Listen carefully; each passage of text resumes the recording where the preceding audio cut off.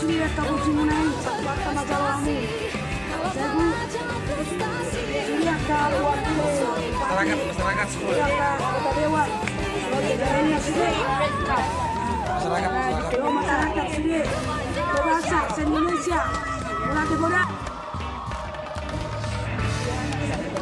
Bangga bahwa selama ini saya bercita-cita harus menang karena dari pertama suara itu bagus berperan ya. Jadi ya saya bangga dan memang wanita pantas menjadi juara satu.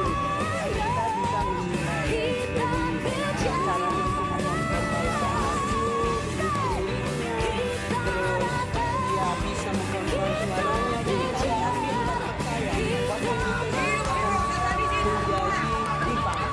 Jadi ya diva Tobas. Saya sangat bangga. Pertama kali Toba saya punya diva karena Toba saya itu nanti menjadi Toba. Jadi Dionita menjadi diva Toba. Ya Dionita yang cantik, yang rendah hati ya sayang, pintar-pintar di sekolah, kuliahnya sekolah, sekolahnya, di rumahnya, Tuhan.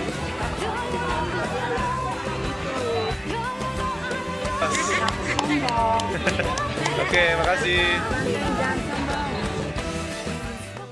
Hanya itu, titik itu, tetap fokus kita ke